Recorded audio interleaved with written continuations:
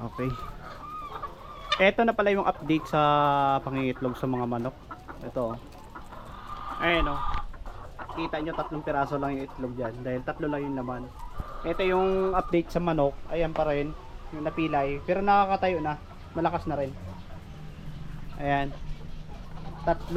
Ayan, 3 yung itlog. Tapos dito, pansin nyo 4. So 4 ang laman kada isang cage kasi. So ito din, 4 din. Ito din, 4. Ito, 3. So bawat cage merong 4 na manok. So merong isa dito na hindi ng itlog. Ito 4 din. Ito 2. Ayan oh. 'Di ba? So 3 sila dito dahil yung isang manok na namatay, yung nilibing ko diyan sa likod sa baba. So 2 lang yung itlog, ito 3. 4 sila diyan. Merong isa na hindi ng itlog din. Ayan oh. 4 yung dito sa baba. Ganun din dito sa baba. Ayan o. 3 lang rin. Ito rin 3. 2. Ito nga isa lang eh oh. 4 sila dyan pero isa lang yung ng itlog. Pero dito 4 sila, 4. Ito din 4. 4. Ayan o.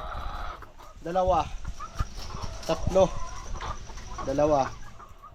Ito sa taas ayan o. 3 sila, tapos dito 4 din. Yan, 4 din. Ganon din dun sa dulo, 4 din. Yan. Ito yung egg production nila ngayong araw. Yan.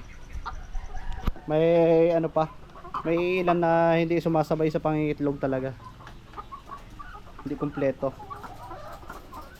So, bale 95 na lang lahat itong mga manok na to. So may isang namatay, may isang napilay, bali 94. So hindi ko na talaga binibilang ito kasi pilay na eh. Pero ginamot ko pa rin. Baka sakali lang na gumaling.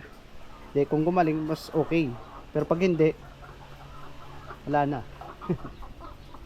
'Di ba? Sayang din kasi kung mamamatay. Eh kung gumaling, di mas maganda. Ayan oh.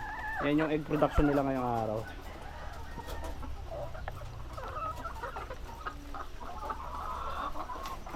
Ganda rin.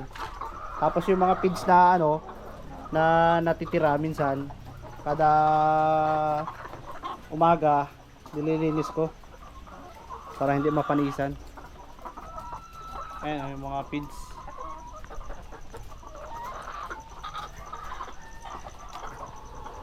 Maya harvest na ito. Oh, ang ganda oh.